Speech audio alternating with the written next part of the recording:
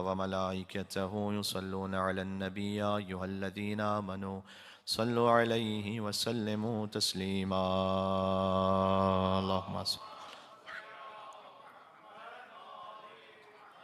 أعوذ بالله من الشيطان الرجيم بسم الله الرحمن الرحيم لا حول ولا قوة إلا بالله العلي العظيم حسبنا الله ونعم الوكيل نعم المولى ونعم النصير وبه نستعين وهو خير ناصر ومعين والعاقبة للمتقين والجنة للموحدين والنار للعاصين والصلاة والسلام على أشرف الأنبياء والمرسلين حبيب إله العالمين العبد المرتضى والنبي المجتبى والرسول المصطفى سيدنا ونبينا وشفيع ذنوبنا وطبيب نفوسنا ومولانا بالقاسم محمد اللهم صل على محمد وآل محمد وعلى آله الطيبين الطاهرين المعصومين المظلومين سيما بقية الله في الأرضين الذين أذهب الله عنهم الرجس وطهرهم تطهيرا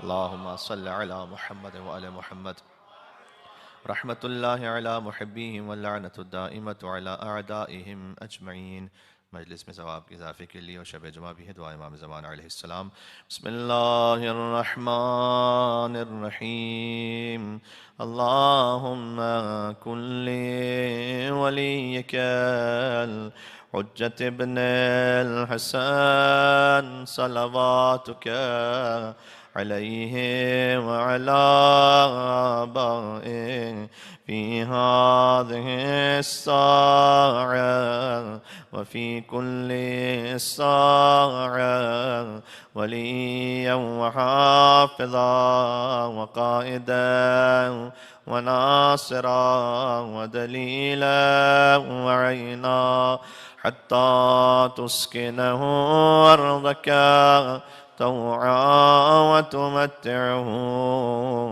فيها طويلا نعرہ الصلوات اللهم صل على محمد وعلى محمد قال الله تبارك وتعالى في القرآن الكريم بسم الله الرحمن الرحيم وواعدنا موسى 30 ليلة وأتممناها ب10 فتم ميقات ربه 40 ليلة وقال موسى لأخيه هارون اخلفني في قومي واصلح ولا تتبع سبيل المفسدين بلندر صلوات اللهم صل على محمد وعلى محمد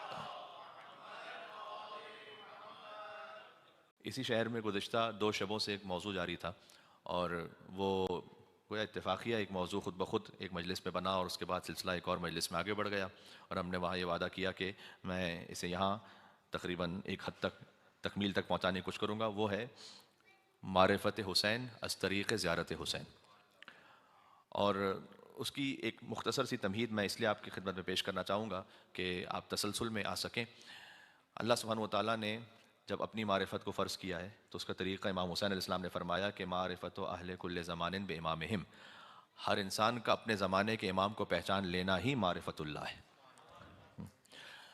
تو امام حسین علیہ السلام ہر زمانے کے امام ہیں تو امام حسین علیہ السلام کی معرفت گویا اللہ کی معرفت تک پہنچانا ہے باب اللہ امام حسین علیہ السلام تو آپ معرفت کیسے حاصل کرتے ہیں کسی کی ایسے حاصل کرتے ہیں کہ آپ اسے جا کے ملاقات کرتے ہیں جب مل لیتے ہیں تو سب سے زیادہ بہتر طریقہ ہے پہچان لینے کا یہ مل لینا اسے آپ شرعی لینگویج میں کہتے ہیں زیارت امام حسین علیہ السلام کی جب آپ زیارت پہ جا رہے ہیں اچھا جو جا سکے زیارت پر وہ میں نے چونکہ احادیث کو پیش کیا ہے فقط خلاصہ یہاں پیش کر دوں کہ امام نے حتیٰ جو کوفہ کا رہنے والا تھا سدیر سیرفی تو امام صادق علیہ السلام کا طریقہ یہ تھا کہ اس سے پوچھا کرتے تھے جو بھی عراق سے آتا تھا امام پہلے پوچھتے تھے کہ تم میرے جد حسین کی زیارت پہ جاتے ہو یا نہیں جاتے امام تھے خود مدینہ میں اور جو کوفہ کا رہنے والا ہے اس سے امام نے ایک عجب سوال پوچھا آج کے زمانے کا سوال نہیں جب آپ 1 گھنٹے میں کوفہ سے کربلا پہنچ جائیں یہ اس زمانے کی بات ہے کہ جب صبح کو نکلیں تو شام تک پہنچیں گے امام نے کہا کیا تم ہر روز حسین کی زیارت کرتے ہو یا نہیں کرتے تو اس نے کہا مولا نہیں ہر روز تو میں نہیں کر پاتا امام نے کہا کہ کیا ہر مہینے کرتے ہو کہا مولا ہر مہینے بھی نہیں جا پاتا کہا ہر سال جاتے ہو کہا مولا کبھی کبھی سال میں بھی نہیں جا پاتا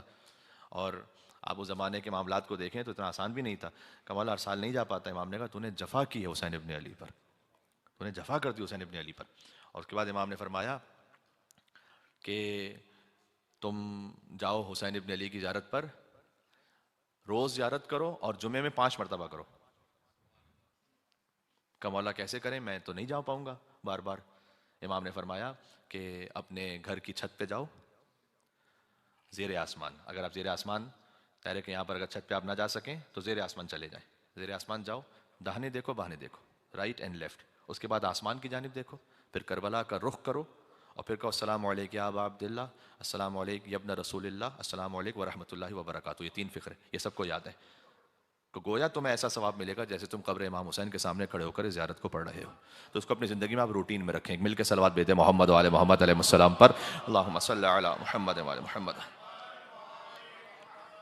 اس کے بعد امام علیہ السلام سے مختلف متعدد احادیث میں پوچھا گیا کہ کب زیارت کریں امام حسین کی۔ تو دیکھیں، جب ہم ظاہر ہے کہ جہاں پر آپ مقیم ہیں اور جہاں تک یہ آواز جا رہی ہے، تقریباً دنیا میں ایسے مومنین ہوں گے کہ جو روز نہیں جا سکتے ہوں گے، ہر مہینے نہیں جا سکتے ہوں گے، شاید ہر سال نہ جا سکتے ہوں۔ ایک طریقہ تو پہلے یہ بتایا امام نے کہ روزانہ کم سے کم زیر آسمان دائیں بائیں اوپر آسمان کی جانب، پھر کربلا کا رخ، السلام علیکم یا ابا عبداللہ، یہ مختصر زیارت پڑھو، یہ اپنی زندگی میں رکھیں اسے۔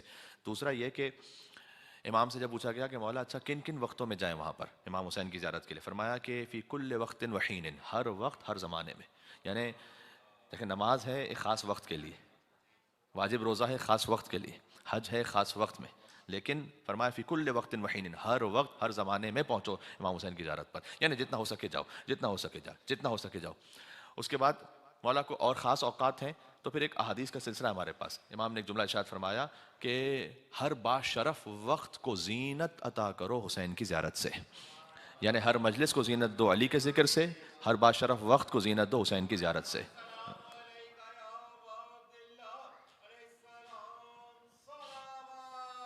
اللہم صلی علی محمد و آل محمد۔ ایک حدیث کی جانب توجہ دلانا چاہتا ہوں، اس سے ملتی جلتی حدیث مجھے یقین آپ نے سنی ہے، لیکن شاید یہ حدیث اس طرح سے نہ پہنچو۔ ان للحسین فی بواطن المؤمنین معرفۃ مکتومہ، یقیناً حسین کے لیے اللہ نے مومنوں کے اندر ایک چھپی ہوئی معرفت رکھی ہوئی ہے، ہر مومن کے دل میں۔ دیکھیں، ایک مرتبہ ہوتا ہے کریشن، ایک مرتبہ ہوتا ہے ایکسپلوریشن۔ اللہ نے وہ معرفت کریٹ کی ہوئی ہے، آپ نے خالی ایکسپلور کرنا ہے۔ کیوں؟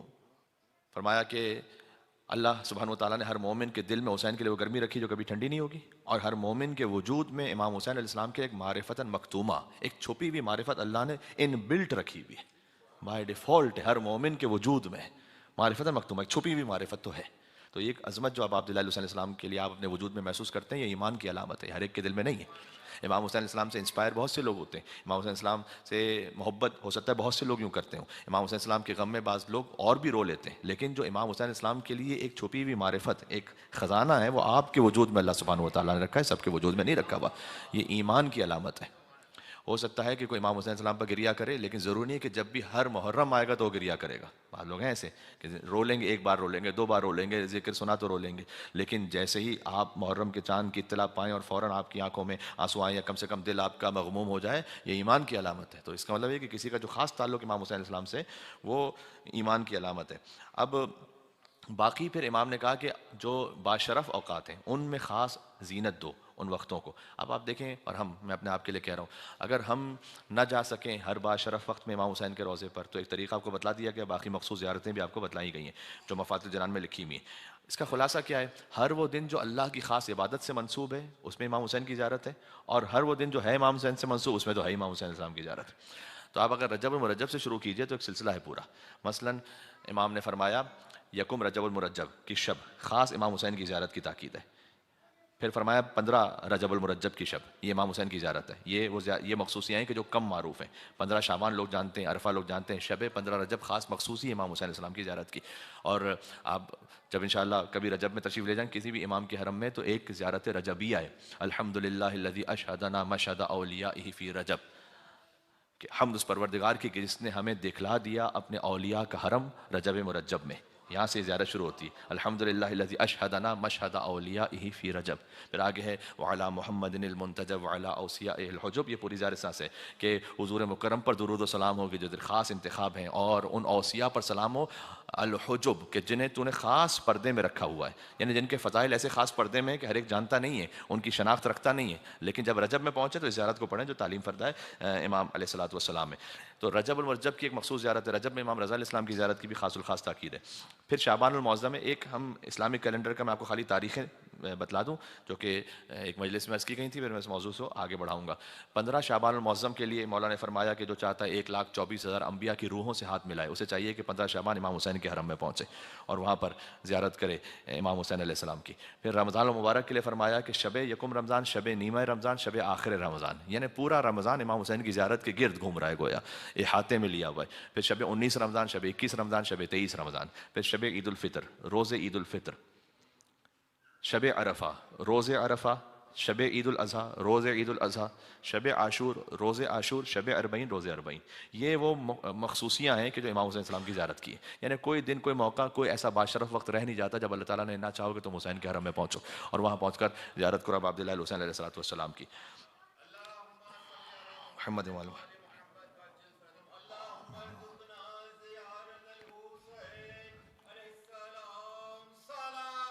اللہم صلی علی محمد وعلی محمد۔ اب یہ سب معرفت امام حسین کا ایک ذریعہ بھی ہیں۔ جب آپ وہاں زیارت پہ جائیں گے تو بائی ڈیفالٹ خود بخود آپ اللہ سے قریب ہو رہے ہیں۔ دوسرا یہ کہ جب آپ زیارت پڑھیں تو زیارت کے الفاظ میں ایک دفعہ ترجمے کو دیکھیں، تو ہر زیارت پہ گفتگو ہو سکتی ہے، لیکن چونکہ زیارت اربعین بالکل قریب ہے، اس لیے میں چاہ رہا ہوں کہ کچھ اربعین پہ بات ہو جائے، اور وہ زیارت ہے جو آپ یقیناً چاہے آپ زیارت پہ پہنچیں وہاں یا نہ پہنچ سکے کوئی بھی، لیکن یہیں سے تو آپ کریں گے یقیناً زیارت اربعین۔ تو زیارت اربعین، اب خود اربعین کی کیا سگنیفیکنس ہے؟ دیکھیں، اربعین یعنی 40واں۔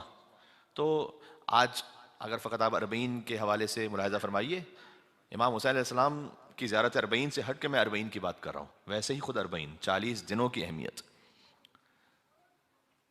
یہ الگ بات ہے کہ آج کی سائنس بھی ہزاروں سال کے تجربے کے بعد ایک نتیجے پہ پہنچی ہے کہ اگر آپ ایک زندگی کا حصہ بنانا چاہتے ہیں کسی بھی شے کو، تو آپ 40 دن تک اس پر عمل کیجئے تو خود بخود آپ کی لائف کا حصہ بن جائے گا۔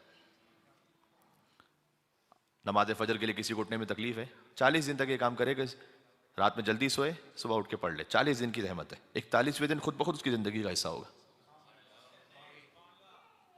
نماز شب کے لیے آپ کا چونکہ مقام اس سے زیادہ ہے کہ میں کوئی نماز فجر کی مثال دیتا تو میں آپ کے لیے نماز شب کی مثال دوں گا۔ نماز شب میں اگر کسی کو تھوڑی سی کوئی زحمت پریشانی ہو رہی ہے، 40 دن تک عادت رکھے، اور اس کو بارہا عرض کیا جا چکا ہے کہ آپ نماز شب تو مغرب و عشاء کے بعد بھی پڑھ سکتے ہیں۔ اور ایک طریقہ جو ہم نے بعض مومنین کو ویسے ہی انفرادی گفتگو میں بیان کیا تھا، تو میں اس کو آن دا ریکارڈ بھی کہہ دوں شاید مومنین کے لیے کام آ جائے، وہ یہ کہ آپ تقریباً یہ وہ ایام ہے کہ روزانہ کسی مجلس میں جا رہے ہیں، آپ مجلس میں شرکت فرمائیے، مجلس میں نیاز و تبرک امام حسین علیہ السلام سے استفادہ کیجیے، اور اس کے بعد جب آپ گھر واپس جانے لگیں تو تقریباً آپ کی ڈرائیو 15 منٹ، 20 منٹ، آدھا گھنٹہ، پونا گھنٹہ ہو سکتی ہے جہاں سے آپ مجلس میں جا رہے ہیں۔ گاڑی میں بیٹھیں، گاڑی سٹارٹ کی آپ نے، چلتے ہوئے نماز شب کی نیت کی، چلاتے ہوئے گاڑی۔ یہ سیفٹی آپ کے اوپر ہے، یہ انشورنس میں کہیں میرا کوئی سلسلہ نہ بن جائے۔ تو کیسے ہوگا یہ؟ اس کا فقہی طریقہ یہ ہے کہ آپ باوضو ہونے چاہیے، اور باوضو رہنا ویسے ہی تاکید ہے، تو آپ ویسے ہی باوضو رہا کریں مجلس میں۔ تو آپ نے وضو کیا ہوا ہے، لیکن جب آپ سواری میں، چاہے وہ بس میں سوار ہیں، چاہے پلین میں ہیں، چاہے آپ ٹرین میں ہیں، چاہے آپ پیدل چل رہے ہیں، سفر کے دوران جب آپ مستحب نماز پڑھ رہے ہوتے ہیں تو اس میں قبلے کی شرط ختم ہو جاتی ہے۔ تو پہلی بات تو یہ کہ قبلہ رخ ہونا ضروری نہیں ہے، تو آپ نے گاڑی وہاں جی پی ایس پہ نہیں بڑھانی کہ جہاں پر قبلہ ہے، آپ اپنے گھر پہ جانا ہے۔ دوسرا یہ کہ سجدگاہ کی شرط بھی ختم ہو جاتی ہے۔ تو یہی دو باتیں تھیں نا، سجدگاہ نہیں رکھنا آپ نے واجب نہیں ہے، اور قبلہ رخ ہونا بھی واجب نہیں ہے۔ تو مولانا صاحب کیسے کریں؟ آپ اگر خود گاڑی ڈرائیو نہیں کر رہے تو اور آسان ہو جائے، گاڑی ڈرائیو کریں تب بھی کوئی ایسی مشکل بات نہیں ہے۔ آپ نے دل میں نیت کی، آہستہ سے اللہ اکبر کا، نماز شروع کر دی، الحمد کے بعد دوسرا سورہ اسکپ کر دینا بھی جائز ہے، اور خالی آپ نے ہلکا سا رکوع کی نیت سے یہ اشارہ کیا کہ آپ کی توجہ بھی رہے، اور آپ نے ذکر رکوع کیا، سر اٹھایا، ہلکا سا ویسے اشارہ، ایسا نہیں کہ رکوع میں کچھ جھکنا ہے تو سجدے میں اور تھوڑا سا زیادہ جھکنا ہے، بس نیت کی بات ہے خالی۔ سجدے کے لیے آپ نے سبحان ربی الاعلی و بحمدہ سیدھا کیا، سر استغفر اللہ ربی واتوب الیہ، سبحان ربی الاعلی و بحمدہ، آپ کی نگاہیں سامنے ہیں، آپ چلتے چلتے نماز شب پڑھ لیں، گھر پہنچتے پہنچتے آپ کی نماز شب ہو جائے گی۔ تو یہ جو مجالس امام حسین السلام کا ایک فائدہ ملے گا آپ کو، وہ یہ ہے کہ آپ واپس جاتے ہوئے نماز شب پوری پڑھ سکتے ہیں۔ تو آپ 11 رکعت نہ پڑھ سکیں تو 3 رکعت پڑھ لیں۔ تو جب نماز شب کی آپ کی عادت انشاءاللہ ہو جائے گی شروع، تو اسے کتنے دن تک اب ہم کر لیں تو ہماری زندگی کا ایک روٹین حصہ بن جاتا ہے۔ 40 ڈیز کوئی بھی عبادت، کوئی بھی اچھا کام، آتا ہے کہ کوئی بھی برا کام بھی نعوذ باللہ، لیکن ویسے کہ اچھا کام جو بھی ہوتا ہے وہ 40 ڈیز کے لیے، اب آپ اس میں بہت ساری ریسرچز دے سکتے ہیں کہ آپ کو کوئی اسکل سیکھنا ہے، آپ 40 ڈیز تک اتنے گھنٹے تک یہ کام کریں، خود بخود آپ کی زندگی کا حصہ بن جائے گا. تو اس میں بہت ساری باتیں ہیں. تو ویسے ہی 40. اچھا مسئلہ یہ اور فرق یہ ہے کہ سائنس اور دین میں فرق ہے کہ سائنس یہ بات کہہ رہی ہے تجربے سے، لاکھوں لوگوں کے تجربے سے. امام یہ بات کہہ رہے ہیں علم غیب سے متصل ہونے کی وجہ سے. اس میں ایکسپیرینس سے نہیں کہہ رہے امام.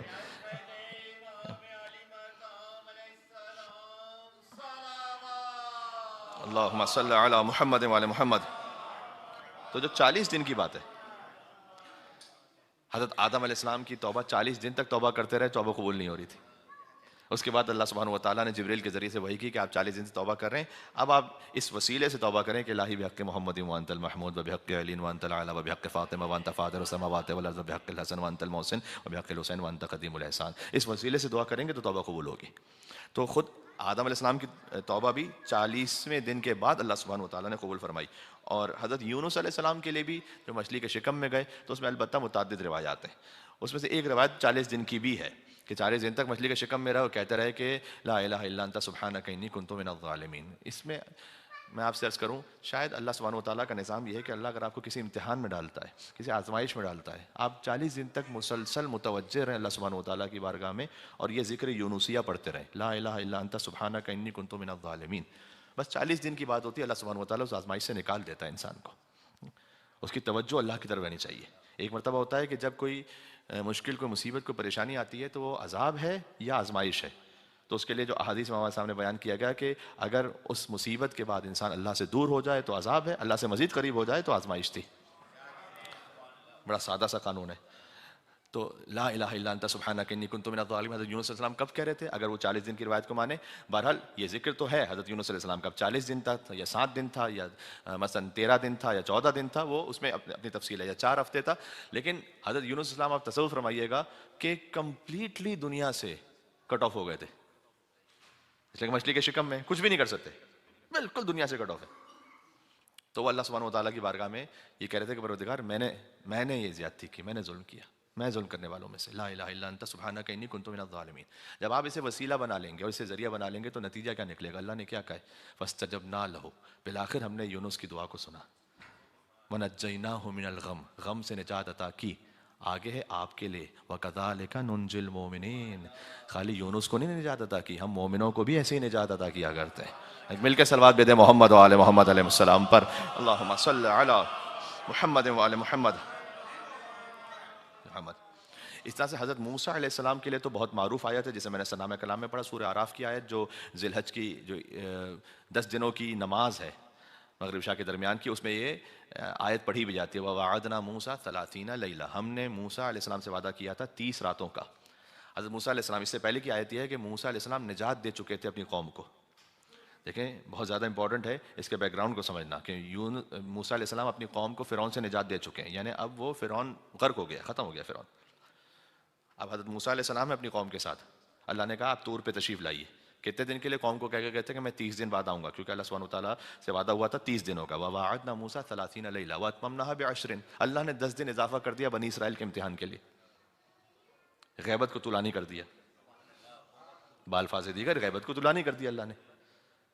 وَأَتْمَمْنَاهَا بِعَشْرٍ فَتَمَّ مِيقَاتُ رَبِّي 40 لَيْلَةً. ہم 40 پہ بات کر رہے ہیں. فَتَمَّ مِيقَاتُ رَبِّي 40 لَيْلَةً. تو اللہ کا جو وقت ہے وہ پورا ہوا 40 راتوں میں. اس کا ترجمہ یہ ہے، یعنی اللہ نے 40 راتوں کو اپنا وقت کہا ہے. فَتَمَّ مِيقَاتُ رَبِّهِ 40 لَيْلَةً. اللہ کا وقت تمام ہو گیا. موسیٰ علیہ السلام سے جو اللہ سبحانہ و تعالیٰ نے کہا تھا کہ تم مجھ سے راز و نیاز کرو، 40ویں رات پر وہ وقت تمام ہوا. اب جائیے دوبارہ اپنی قوم کے پاس. اس میں بڑے پیغام ہیں. 40 دن کے لیے بھی جا رہے ہیں. کہتے ہیں وقال موسیٰ لأخیہ، اپنے بھائی ہارون اخلفنی فی قومی، میرا آپ جانشین تو میرے جانشین تو بن جائیے گا میری قوم میں. 40 دن کے لیے جا رہے ہیں. خالی وہ نبی جو 40 دن کے لیے جائے وہ اپنا جانشین بنا کے جائے. جو ہمیشہ کے لیے پردہ فرما رہا وہ بغیر جانشین کے دنیا سے چلا جائے گا. یا علی اللہم صلی علی محمد وعلی محمد. اس وقت کیا کیا؟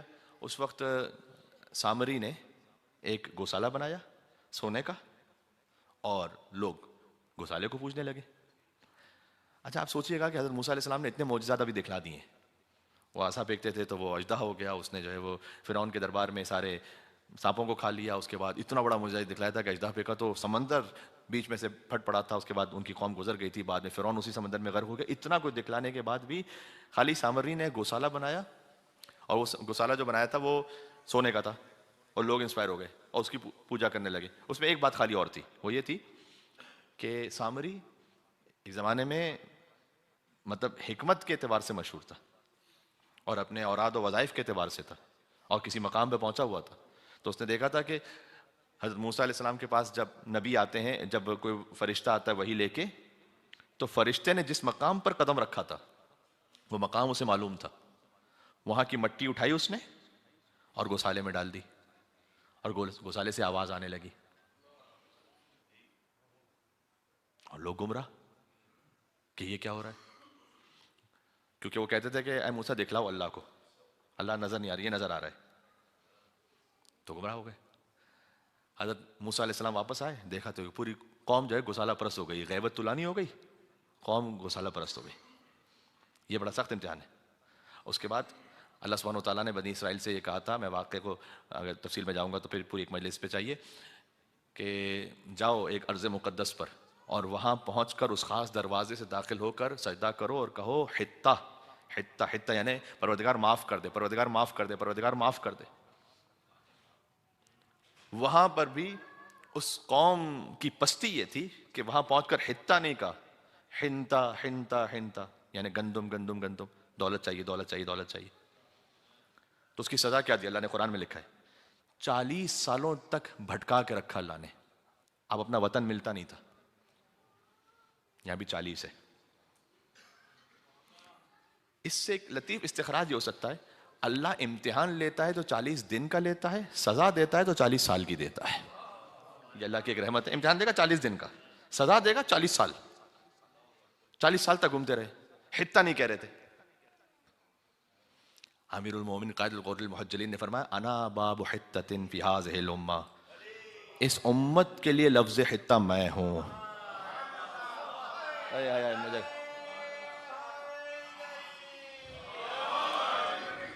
سبحان اللہ. اللہم صلی علی محمد وعلی محمد. ایک روایت آپ کو سناتا ہوں, ثواب العمل, شیخ صدوق نے لکھا اس روایت کو, اور شاید میں زندگی میں پہلی دفعہ اس روایت کو ممبر سے پڑھ رہا ہوں. وہ روایت یہ ہے کہ مولا کے ایک صحابی اسحاق ابن عمار, وہ پہنچے امام کے پاس اور کہا کہ مولا مجھے وہ جو خاص دشمنان اہل بیت, میں ان کا عدد بھی نہیں بتاؤں گا لیکن آپ کے ذہن میں کہ کن کی بات ہو رہی ہے, ان کے بارے میں کچھ بتائیے گا تو صحیح. یعنی خاص اصحاب ائمہ کا طریقہ تھا کہ وہ کچھ پوچھا کرتے تھے بطور تبرہ امام سے. اور اس روایت میں یہ ہے کہ اسحاق ابن عمار نے کہا کہ مولا میں نے آپ کے والد سے بھی سنا تھا ان کے بارے میں, تو آپ بھی کچھ بتائیے.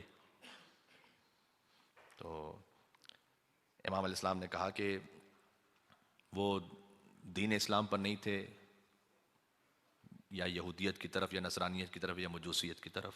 اس طرح سے امام نے فرمایا. تو کہا مولا تھوڑا سا اور بیان کیجیے. اسحاق ابن عمار کہہ رہے ہیں مولا تھوڑا سا تو اور بیان کیجیے. امام نے جملہ سنیے گا, اس موضوع سے اس کا ربط کیا ہے. دیکھیں سامری تھا وہ باطل خدا بنانے والا, اور جس گوسالے کو بنایا تھا اس کو قرآن میں العجل کہا ہے, عین جیم لام, عجل یعنی گوسالہ. امام نے کہا کہ وہ جن تم دشمنوں کا پوچھ رہے ہو, ایک اس میں سے اس امت کا سامری ہے, ایک عجل ہے. ایک باطل بنانے والا, ایک باطل بننے والا. امام نے بتلایا بھی کہ کون سامری ہے کون عجل ہے اس میں سے.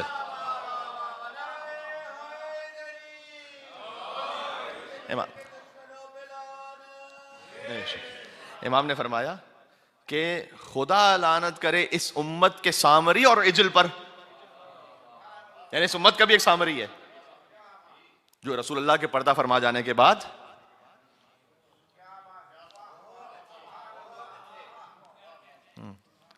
ایک ایسا گوسالہ بنائے گا وہ سامری کہ سب اس گوسالے کو پوجیں گے. اس میں امام نے پہلے گوسالے کا نام لیا پھر سامری کا نام لیا، بس اتنا اشارہ کافی ہے۔ اسحاق ابن عمار کے دل کو ٹھنڈک نہیں ملی، کہا مولا تھوڑا سا اور تو بیان کیجیے گا، تھوڑا سا اور بڑھائیے۔ امام نے کہا کہ اللہ 3 لوگوں سے قیامت میں بات ہی نہیں کرے گا، یہ سب 3 لوگوں سے اللہ بات ہی نہیں کرے گا۔ پہلا نہیں، امام نے اس کی علامت بتائی کہ پہلا وہ جو امام نہ ہو اور امام بن بیٹھے، اللہ اسے قیامت میں بات ہی نہیں کرے گا۔ ایک مطلب ہوتا ہے نا، آپ کسی کے پاس جائے کوئی ریکنسائلیشن کے لیے، کوئی بات کرنے کے، اس نے بات ہی نہیں کی، بات ہی ختم ہو گئی۔ جو امام نہ ہو اپنے آپ کو امام بنا بیٹھے۔ فرمایا دوسرا وہ کہ جو امام برحق پر طعن کرے اور اسے نہ مانے، اللہ اس سے بھی بات نہیں کرے گا۔ اور مجھے معاف کیجیے گا، پھر امام نے کہا کہ اور اللہ ان سے بات نہیں کرے گا کہ جو یہ سمجھتے ہوں کہ وہ سامری اور گوسالے کا دین میں کوئی ذرہ برابر بھی حصہ تھا، یعنی کہیں دین تھا ان کے دل میں، جو یہ سمجھے اللہ اس سے بات نہیں کرے گا۔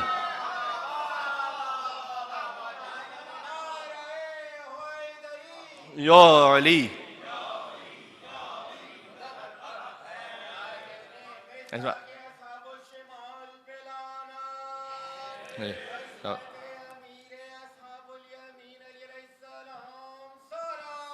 اللہم صلی علی محمد وعلی محمد۔ اسحاق ابن عمار نے کہا مولا تھوڑا سا اور بیان کیجئے۔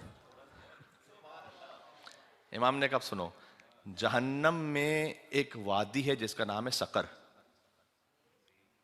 سقر کا ذکر قرآن میں بھی ہے۔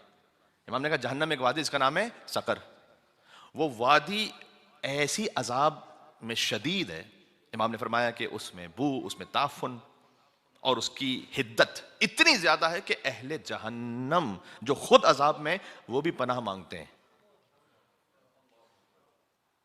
کہ پروردگار یہ سقر، یہ تو اور اس میں نہ بھیجنا۔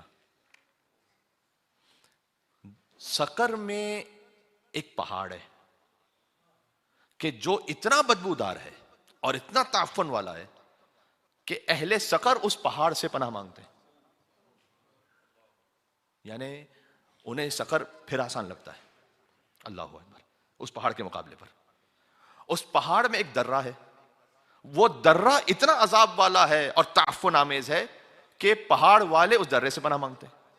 اس درے میں ایک کنواں ہے، وہ کنواں اتنا بدبودار ہے کہ درے والے کنویں سے پناہ مانگتے ہیں، اور اس کنویں میں ایک اژدہا ہے، وہ کنویں میں جو عذاب میں ہے وہ پناہ مانگتے ہیں پروردگار اس عذاب سے بچا لے، اژدہے کے عذاب سے۔ اس اژدہے کے شکم میں 7 صندوق ہیں کہ اللہ نے حکم دیا ہے کہ کچھ 7 لوگ ایسے ہیں کہ وہ اپنے شکم میں رکھے گا انہیں۔ اس میں سے پہلا ہے قابیل، امام نے فرمایا، دوسرا ہے نمرود، کیونکہ اس نے یہ کہا، اللہ کو یہ بات سخت ناپسند آئی کہ جب اس نے ابراہیم علیہ السلام سے کہا کہ انا احیی و امید، میں بھی زندہ کرتا ہوں میں بھی مارتا ہوں، اس واقعے میں یاد ہوگا آپ کو۔ تیسرا ہے فرعون، کیونکہ اس نے کہا انا ربکم الاعلی، اللہ کو سخت ناپسند آیا۔ پھر سے سنیے گا، قابیل، نمرود، فرعون، یہودیوں کو خاص طریقے سے گمراہ کرنے والا ایک انسان کہ جو عیسیٰ علیہ السلام تک ان پر ایمان لانے سے جس نے روک دیا، اس کا نام لیا امام نے۔ نصرانیوں کو عیسیٰ علیہ السلام کو ان کا بیٹا بتا کر ان کی عبادت میں لگانے والا۔ 5 ہو گئے۔ امام نے فرمایا قابیل، نمرود، فرعون، ایک اہل کتاب کا مجرم، دوسرا دوسری اہل کتاب کا مجرم، 5، چھٹا سامری، 7واں گوسالہ۔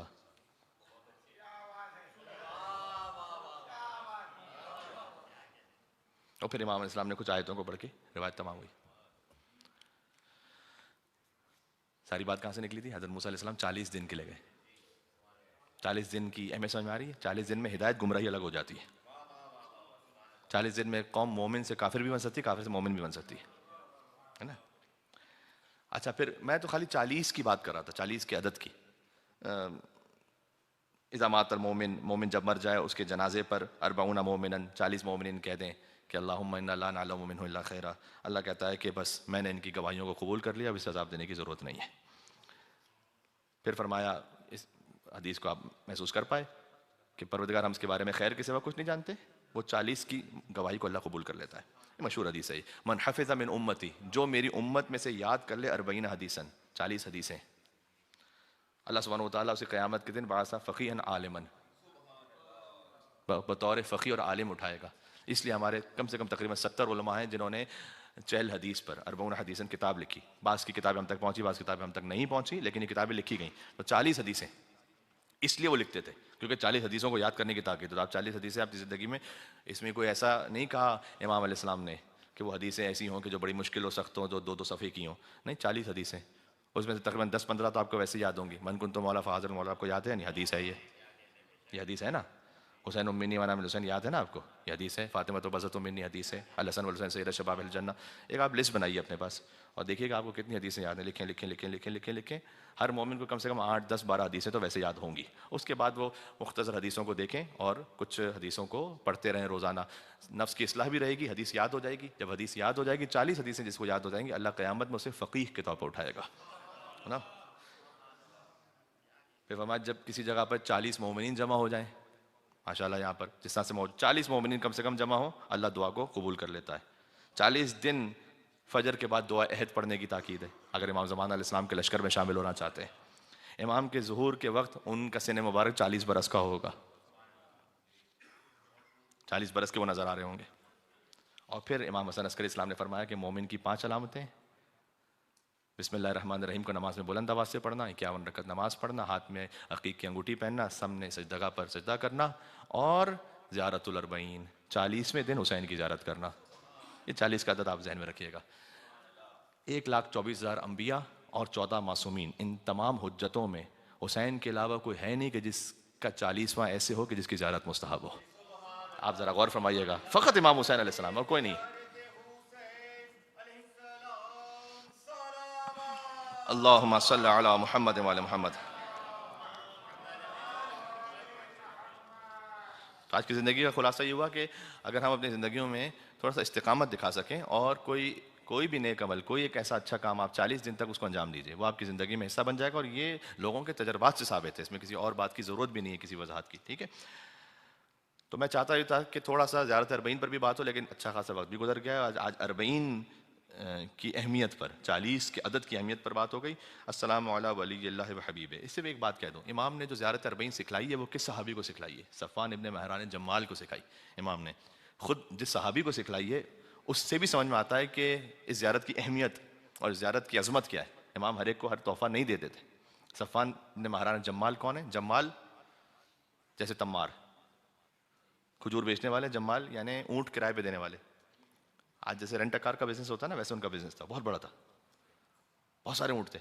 آج ان کا بزنس اس طرح سے تھا، دیکھیں کیا قربانی ہے ان کی. بزنس ان کا اتنا بڑا تھا کہ ہارون رشید کے زمانے کا جو بادشاہ ہے وہ رینٹ پہ لیتا تھا اونٹ. کتنا بڑا کانٹریکٹ ہے یہ. ایک دفعہ امام کی خدمت میں پہنچے، امام نے فرمایا کہ تیرے اندر، یہ روایت کا ایگزیکٹ جملہ ہے، کل الخیر فی کا، تیرے اندر ہر خیر ہے، ہر اچھی بات ہے، الا واحد، صرف ایک بات کی. تیرے اندر ہر اچھی بات ہے سوائے ایک بات کی. اچھا دیکھیں، امام علیہ السلام نے اس کو یہ نہیں کہا کہ یہ جو ایک بات ہے تیرے اندر اس کی وجہ سے تو لانتی ہے، مردود ختم ہے، بلکہ کہا تیرے اندر ہر اچھی بات ہے سوائے ایک بات کے، اس ایک بات کو تو ٹھیک کر. کمالا حکم دیجیے. کہا تم فلاں شخص کو، امام نے نام نہیں لیا روایت میں نے آپ کو سمجھانے کے لیے نام لیا. یعنی امام علیہ السلام بھی جب گفتگو کرتے تھے تو یہ نہیں ہے کہ جس موقع پہ جس کا جو نام آیا اٹھا کے لے لیا امام نے. خود بہرحال امام علیہ السلام، یہ خود ایک موضوع ہے جو میں آپ سے عرض کر چکا ہوں کہ امام علیہ السلام نے کیسے زندگی گزاری ہے اور کس احتیاط کے ساتھ زندگی گزارنے کا حکم دیا کہ ہو سکتا ہے کہ امام کا نام لینا کسی اور مومن کی جان کے لیے خطرہ بن جائے. لہذا امام نے کہا کہ تو اس شخص کو اونٹ جو دیتا ہے نا کرائے پر، وہ تیرے اندر ایک خامی ہے. تو صفوان جمال نے یہ کہا کہ مولا میں نے اسے نہ لہو و لعب کے لیے اونٹ دیے. اچھا دیکھیں، یہ ہو سکتا ہے نا بھائی کہیں پر ایسی بے شرموں والی پارٹی ہو رہی ہے، اس کے لیے کوئی اونٹ دیے ہوں. کہا مولا میں نے ایسے نہیں دیے. میں نے حتیٰ اس کو سیر تفریح سیاحت کے لیے اونٹ نہیں دیے. میں نے اس کو کہیں پر لشکر کشی کرنے کے لیے اونٹ نہیں دیے. میں صرف اونٹ اس وقت دیتا ہوں جب وہ حج پہ جاتا ہے. صرف حج پہ جاتے ہیں اس وقت اونٹ دیتا ہوں بس، اور میں نہیں دیتا اونٹ اس کو. تو امام نے اس سے پوچھا کہ تو اتنا بتا کہ تیرے دل میں امید ہوتی ہے کہ وہ حج پہ جب گیا ہے واپس آئے تو تیرا کرایہ دے دے، پریکٹیکل ہے یا نہیں؟ کہا جی جی مولا یہ تو امید ہوتی. امام نے کہا بس اتنے دنوں کے لیے تو چاہتا ہے وہ زندہ رہے، اور جو خواہش رکھے ہم دشمنان اہل بیت کی کہ وہ اتنا بھی زندہ رہیں. بات پہنچ رہی ہے میں کیا کہہ رہا ہوں؟ سبحان اللہ.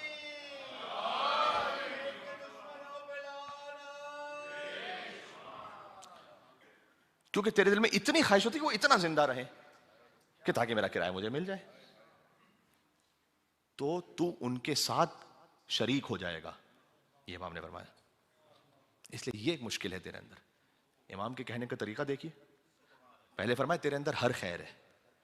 اچھا برائی کتنی بڑی تھی، بات بظاہر ہے پیرنٹلی، لیکن امام نے کہا تیرے اندر ہر خیر ہے لیکن ایک بات کی تو اصلاح کر. اور پھر اس کو اس طرح سے بتایا. اس نے کہا مولا میں آپ کی بات پر آمنا و سلمنا، آئندہ میں نہیں دوں گا اونٹ. اب جب یہ واپس آیا تو یہ سوچ رہا ہے دیکھیں پتہ نہیں آج کے زمانے کے اعتبار سے پتہ نہیں ملینز یا بلینز کا بزنس سمجھ لیجیے اس کا. اس نے کہا میں کیا کروں، اگر میں اونٹ رکھوں گا اور ہارون رشید نے مجھ سے نیکسٹ ایئر مانگے اور نہیں دیے میں نے، تو وہ مجھے میرے خاندان کو پتہ نہیں کیا کر دے. جیسے ہی اونٹ اس کے پاس آئے نا سارے بیچ دیے اس نے، کہ اونٹ رہیں گے نہیں میرے پاس. اور دنیا کو ظاہر کیا کہ میں بہت بوڑھا ہو گیا ہوں، میرے پاس اتنے عمال یعنی اتنے فرض کیجئے کہ کام کرنے والے بھی نہیں بچے کہ جو جا کے اونٹ کی دیکھ بھال کر سکیں. اس لیے میں اپنی زندگی بس اب خاموشی سے گزارنا چاہتا ہوں، اس لیے میں نے اونٹ بیچ دیے. اونٹ بیچ دی، ختم، اپنا چلتا وہ بزنس ختم. کس کے کہنے پر؟ کس کے کہنے پر؟ آپ تصور فرمائیے گا. ہارون رشید بظاہر اس کو ہزاروں لاکھوں درہم و دینار دے سکتا ہے. جب آپ ایسے کسی کے ساتھ بزنس کر رہے ہو تو آپ کے تعلقات کہاں تک پہنچے ہوئے ہوتے ہیں، آپ کتنے انفلوئنسر ہوتے ہیں. یہ سب کچھ چھوڑا ایک مدینہ میں بظاہر اس غریب کے لیے کہ جو ایک ایسے گھر میں رہ رہا ہے کہ جو بظاہر اس دنیا میں بظاہر کچھ بھی نہیں دے سکے گا، چاہے تو پوری کائنات عطا کر دے، اور ہیں اس منزل پر، کن فیکون کے مالک ہے. سمجھ میں آ رہی بات؟ سبحان اللہ. سارے اونٹ بیچ دیے. اگلے سال ہارون نے کہا کہ وہ اونٹ چاہیے، کہ وہ میں تو ہے ہی نہیں میرے پاس، میں نے تو ختم کر دیا کام. ہارون نے کہا میں جانتا ہوں کہ تجھے کس نے یہ کہا ہوگا. دیکھیں امام نے بھی اس کی جان بچائی، اس نے بھی، اس نے سامنے پلٹ کے نہیں کہا اس کو، یہ ظاہر نہیں کیا، حکمت ہونی چاہیے انسان میں. اس نے ظاہر نہیں کیا کہ میرے مولا نے کہا تو کچھ بھی کرتا رہے تجھے کیا، تجھ پر لعنت تیرے، یہ نہیں کہا امام نے. اس صفوان نے بھی ایک حکمت سے کام لیا، کہ میں نے اونٹ بیچ دیے، ہے ہی نہیں میرے پاس. وہ سمجھ گیا تھا، لیکن چونکہ صفوان نے سامنے سے ایسا نہیں کہا نا کچھ، اس نے کہا مجھے معلوم ہے کہ تجھے کس نے کہا ہوگا، لیکن اگر تیرا اخلاق اچھا نہ ہوتا تو تجھے قتل کروا دیتا. ہے اخلاق تیرا اچھا ٹھیک ہے اس لیے تجھے چھوڑ دیا جا. یہ صفوان، ان کو امام نے صادق آل محمد نے ایک زیارت تعلیم فرمائی، زیارت اربعین ان کو تعلیم فرمائی. ایسے کسی کو تحفہ نہیں ملتا ہے جو امام علیہ السلام کی خدمت میں اپنی جان، اپنی عزت، اپنی آبرو، اپنا مال قربان کرنے کو تیار ہو، اسے زمانے کے امام سے تحفہ ملتا ہے. تو آپ اللہم صلی علی محمد وعلی محمد. تو آپ اس کی عظمت کو سمجھیں. میں آخری بات کہہ رہا ہوں اب.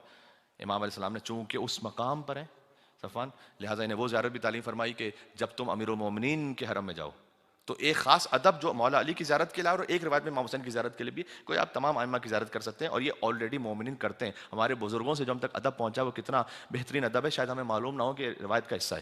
امام نے کہا کہ تم قبر امیر المومنین پہ پہنچو، جب فرجع القہقری، جب پلٹو تو پشت کر کے نہیں پلٹو. قہقری کہتے ہیں سامنے دیکھتے رہو، دلوں کا قبلہ وہ ہے، پش نہ کرو اس کی طرف، آہستہ آہستہ اپنا سینہ رکھتے ہوئے پیچھے پلٹو. یہ امام حسین کی زیارت میں بھی، اور صفوان جمال کو امام صادق علیہ السلام نے مولا علی کی زیارت کے لیے تعلیم فرمایا. تو آپ غور فرمائیں، یہ وہ صحابی کہ جن کو امام نے زیارت اربعین سکھلائی. دعائے ابو حمزہ صومالی ایسی کسی کو نہیں ملتی. ابو حمزہ صومالی کبھی عرض کروں گا کہ وہ ہیں کس مقام پر کہ امام سجاد اسلام دعائے ابو حمزہ صومالی تعلیم فرمائے. گفتگو یہاں تمام ہو گئی. زیارت اربعین یقین فرمائیے گا کہ ایک ایسی امام کی زیارتوں میں سے ہر زیارت کی طرح ایک ایسی زیارت ہے کہ اس کے ایک ایک جملے پر نہیں، ایک ایک لفظ پہ گفتگو ہو. ایک ایک السلام پہلے لفظ پر 1 گھنٹہ چاہیے السلام پہ بولنے کے لیے کہ السلام کا مطلب کیا ہے، یقین فرمائیے گا. ہاں پھر کبھی اور صحیح انشاءاللہ اللہ تعالیٰ نے توفیق دی تو. لیکن اس زیارت کو آپ انشاءاللہ اربعین کے دن پڑھیں گے اور زیارت وارثہ بھی پڑھیے گا، اس لیے زیارت وارثہ کسی وقت سے مخصوص نہیں ہے، وہ ایک جنرل زیارت ہے. ائمہ علیہ السلام کی جتنی زیارت امام حسین علیہ السلام کی بیان کی گئی، اتنا کسی اور امام کی زیارت اس تفصیل کے ساتھ بار بار بیان نہیں کی گئی. گفتگو تمام ہو گئی. شہزادی سکینہ سلام اللہ علیہ کی شہادت کا ایام ہے، اور روایت میں کہیں 10 سفر ہے، کہیں پر 13 سفر ہے، کہیں پر سفر کی کوئی ابتدائی تاریخ ہے کہ حسین کی ایک دختر دنیا سے چلی گئی. لقد ماتت بنت من بنات الحسین. اس کا ترجمہ اس طرح سے ہے کہ یزید ملعون و بے حیا بڑی بے رخی سے کہتا تھا حسین کی بیٹیوں میں سے ایک بیٹی مر گئی ہے زندان میں. حسین کی بیٹی دنیا سے مر گئی. شام والے جب شام کی عورتوں کو پتہ چلا نا کہ ایک حسین کی دختر دنیا سے چلی گئی ہے، اس وقت عورتوں نے یہ کہا تھا کہ اگر اب اے یزید ملعون تو نے حسین کے خانوادے کو رہا نہیں کیا تو ہم تیرے دربار پر حملہ کر کے انہیں آزاد کروائیں گے. گویا سکینہ کی شہادت مقدمہ بن گئی سجاد کی رہائی کے لیے، حجت خدا کی رہائی کے لیے. بات واضح.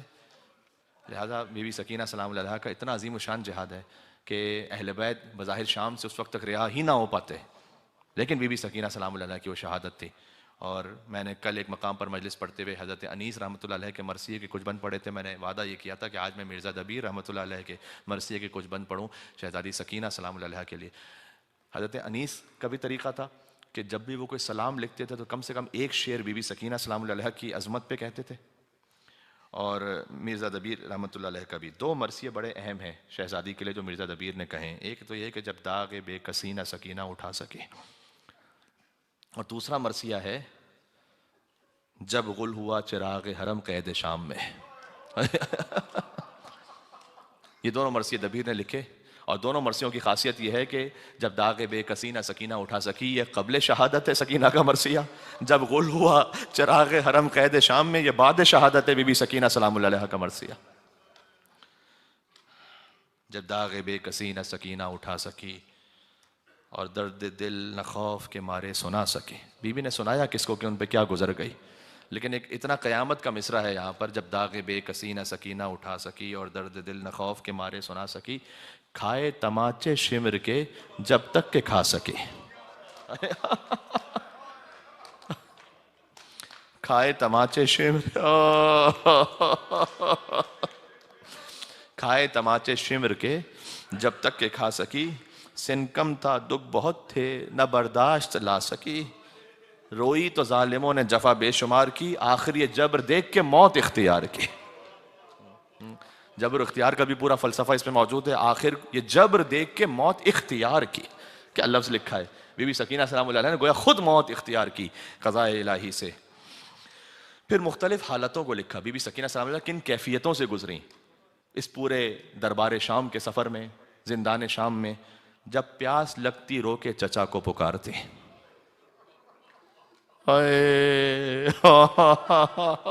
یا ابا عبداللہ الحسین. جب پیاس لگتی رو کے چچا کو پکارتی، دکھتے جو کان شاہ ہدا کو پکارتی. جینے سے تنگ آ کے قضا کو پکارتی، آتا نہ جب کوئی تو خدا کو پکارتی. آتا نہ جب کوئی تو خدا کو پکارتی. کہتی تھی نہ چچا نہ امام امم رہے، شمرے لئی کی گھڑکیاں کھانے کو ہم رہے. شمرے لئی کی گھڑکیاں کھانے کو ہم رہے. حرف درشت ظالموں نے بارہا کہا، بے کس نے سن لیا نہ کسی کو برا کہا. اس کے بعد ایک منظر لکھا ہے کہ جب بی بی سکینہ سلام اللہ کا وقت آخر تھا تو بیوی کی گود میں بابا کا سر ہے. حسین کے سر کی جبیں پر سکینہ نے اپنی جبیں رکھی.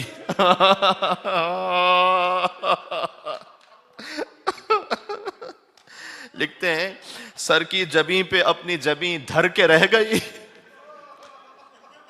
دیکھیں ایک 4 سال کی بچی باپ کے سر کو کیسے گود میں لے رہی ہے، سر کی جبیں پہ اپنی جبیں دھر کے رہ گئی، کلمہ پڑھا بلائیں لیں اور مر کے رہ گئی مر کے رہ گئی۔ انیس نے لکھا نا، نیند آئے گی جب آپ کی بو پاؤں گی بابا، میں رات کو مقتل میں چلی آؤں گی بابا۔ تو ان بزرگوں نے لکھا شہزادی سکینہ سلام اللہ علیہا کے لیے، میں کیا عرض کروں۔ دیکھیں مومنین، آپ واقعاً صاحبان ایمان کتنے مومنین ہیں، فقط آپ چند مصروں کو پڑھیں تو آنکھیں بھیگ جاتی ہیں، ان کی چہرے سے آنسو روا ہو جاتے ہیں، رخسار تک پہنچ جاتے ہیں۔ کبھی روایت سناؤں گا کہ آنکھیں فقط نم ہو جائیں تو اس کا کیا الگ اجر ہے، اگر آنسو بہہ جائے تو کیا الگ اجر ہے، رخسار تر ہو جائے تو کیا اجر ہے، اگر کسی کی داڑھی بھی حسین کے غم میں کیا کیا اجر رکھا اللہ سبحانہ و تعالیٰ نے امام حسین علیہ السلام پر گریہ کے لیے۔ امام حسین کے در سے اپنے آپ کو باندھ کے رکھیے گا۔ حمص کا ایک مقام ہے جو شام کے سفر کے دوران آیا تھا، اس میں شمر ملعون نے قافلہ روکا، پانی پلا رہا تھا۔ بی بی سکینہ سلام اللہ علیہ نے جا کے، علامہ نقن صاحب نے بھی اس روایت کو لکھا ہے، بی بی سکینہ سلام اللہ علیہ نے جا کے بی بی زینب سلام اللہ علیہ سے گویا پوچھا کہ پھوپھی اماں مجھے اجازت ہے، یہ پانی پلا رہا ہے، میں بڑی پیاسی ہوں، اس سے کہہ لوں کہ مجھے بھی پانی دے دے۔ ہائے ہائے ہائے، اگر کربلا میں حسین نے علی اصغر کے لیے پانی نہ مانگا ہو تو حسین تو امام کل ہیں، ساقی کوثر کا بیٹا ہے حسین، لیکن حجت تمام کرنی تھی نا اس وقت، شہزادہ علی اصغر علیہ السلام کے لیے پانی مانگا تھا۔ ویسے ہی گویا سکینہ سلام اللہ علیہ کا پھوپھی اماں مجھے اجازت ہے کہ بیٹی یہ پانی دینے والا تو نہیں ہے لیکن تو حجت تمام کرنا چاہے تو کر لے۔ سکینہ گئی، کیا کہتی بیچاری، معصومہ ہیں، مظلومہ ہیں، حسین کی دختر ہیں۔ ایک مرتبہ شمر نے، اس ملعون نے دیکھا، جانتا ہے کہ بچی کیوں آئی ہے نا، لیکن اپنے جانوروں کو پانی پلانا شروع کیا، گھوڑوں کو پانی پلاتا رہا، لشکر کے گھوڑوں کو پانی پلایا، لشکر والوں کو پانی پلایا۔ اس کے بعد آپ جانتے ہیں روایت کیا ہے، بڑی دل کٹ جاتا ہے، مشق میں تھوڑا پانی بچ گیا تھا، سکینہ کو امید ہو گئی کہ کچھ پانی میرے نصیب میں بھی آ جائے گا، سکینہ کی طرف مڑ کر مشق کا دہانہ کھول کر سارا پانی زمین پر بہانا شروع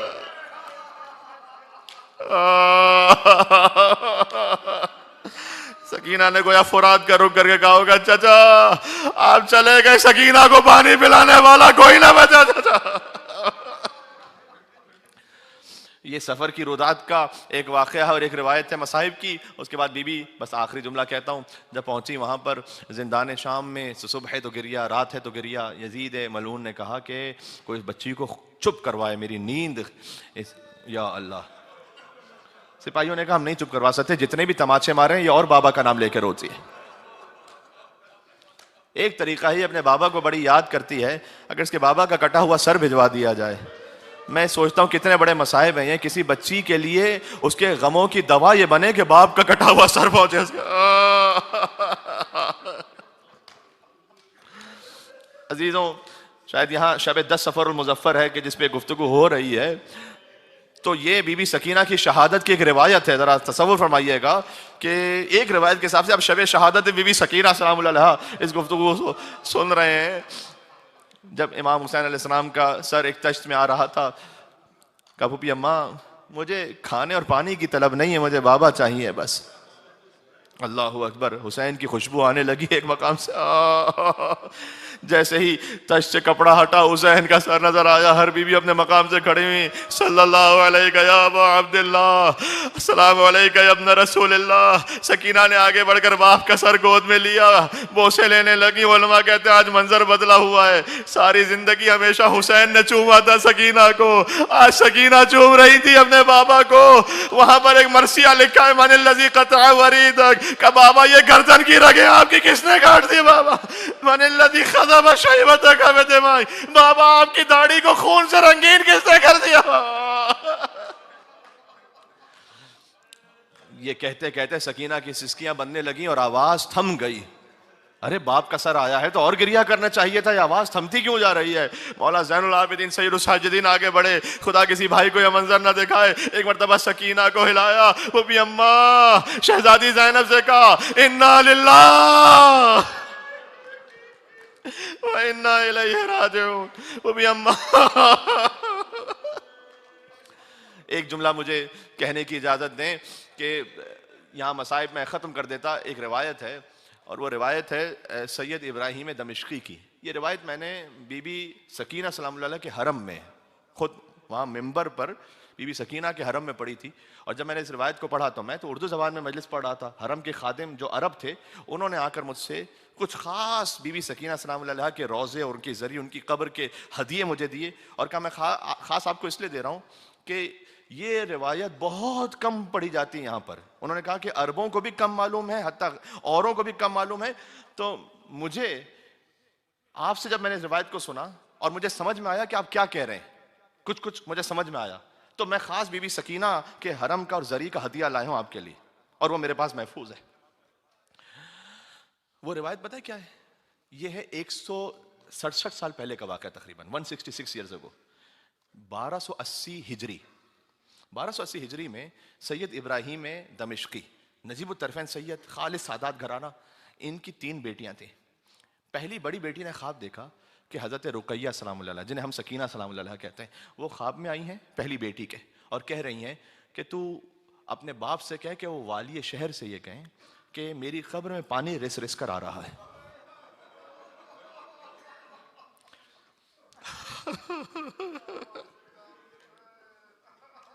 یہ کیوں ہو رہا ہوگا ایسا؟ دیکھیں زندان میں جب عابد نے قبر بنائی ہوگی تو قبر تو بنائی جاتی ہے کچھ اوزار کے ذریعے, کچھ آلات کے ذریعے نا. جس کے ہاتھوں میں ہتھکڑیاں ہوں, پیروں میں بیڑیاں ہوں, تو لگتا ہے انہی بیڑیوں سے کھرچ کر عابد نے سکینہ کی قبر تیار کی. گویا جتنی قبر بن گئی بس شہزادی سکینہ کو حوالے کر دیا, سپرد لحد کر دیا. کہا پانی رس رس کے آ رہا ہے. اجسام زندہ ایک کتاب ہے, اس میں بھی واقعہ موجود ہے, اور بھی علماء نے اس کو لکھا ہے. اور میں نے کہا کہ میرے لیے اور مزید سند ہو گئی کہ جب میں نے خود حضرت بی بی سکینہ کے حرم میں ممبر رئیسی پر اس واقعے کو پڑھا تو حرم کے خادم نے آ کر اس واقعے کی تصدیق بھی کی, اور انہوں نے مجھے کچھ خاص ہدیے عطا کی بی بی سکینہ سلام اللہ علیہ کی قبر کے. تو اس بڑی بیٹی نے یہ خواب بتایا بابا کو. باپ نے کہا کہ نہیں ہم اس میں کیا کر سکتے ہیں, شاید یہ خواب تم نے ویسے ہی دیکھ لیا ہو, ہماری کیا ہمت اور جرات کہ ہم قبر سکینہ سلام اللہ علیہ کو جا کے پختہ کریں گے. بات گزر گئی. اگلے دن درمیان کی بیٹی نے یہی خواب دیکھا. پھر باپ سے آ کے کہا, باپ نے کہا اچھا تم نے بھی یہ خواب دیکھا ہے؟ اور تیسرے دن تینوں بیٹیوں نے خواب دیکھا. تو باپ کو یقین ہو گیا کہ یہ بیوی کی جانب سے کوئی حکم آ رہا ہے مجھے بار بار. یہ سید ابراہیم دمشقی کہتے ہیں کہ میں والی دمشق کے پاس پہنچا. ان کا بڑا احترام تھا سادات ہونے کی وجہ سے بھی, اور ان کے مقام اور عظمت و تقوی کی وجہ سے بھی. انہوں نے کہا دیکھو میری ایک دفعہ خواب آیا ہوتا تو میں تم سے نہ کہتا, میری بڑی بیٹی نے, پھر درمیان کی بیٹی نے, آخری بیٹی, سب نے یہ خواب دیکھا, بار بار یہ دیکھا ہے, تو تم مجھے کام کرنے کی اجازت دو. اس نے کچھ اپنے علماء فضلاء کو جمع کیا, کہا ٹھیک ہے ہمیں یقین آ گیا آپ کی بات پر. چاروں طرف سے ایک پردہ لگا دیا گیا. سید ابراہیم دمشقی کی بیٹیاں اندر گئیں, اور انہوں نے باپ باہر سے بتاتا گیا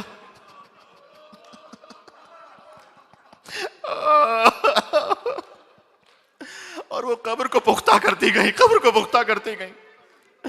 جو پانی انہیں آتا ہٹاتی گئی, پانی کو صاف, قبر کو پورا پختہ کر لیا جب انہوں نے. اب میں کیا کروں, بہرحال جب قبر کو پختہ کیا تو چیخ مارتی تھی بار بار, چیخ مارتی تھی بار بار, اس سے زیادہ میں نہیں کہہ پاؤں گا, چیخ مارتی تھی. جب یہ بچیاں قبر کو پختہ کرنے کے بعد باہر نکلی تو باپ نے پوچھا کہ تم روتے روتے خاص چیخ مارتی تھی زور سے یہ چیخ کیوں مارتی؟ کہ بابا جو تماچوں کے نشان تھے وہ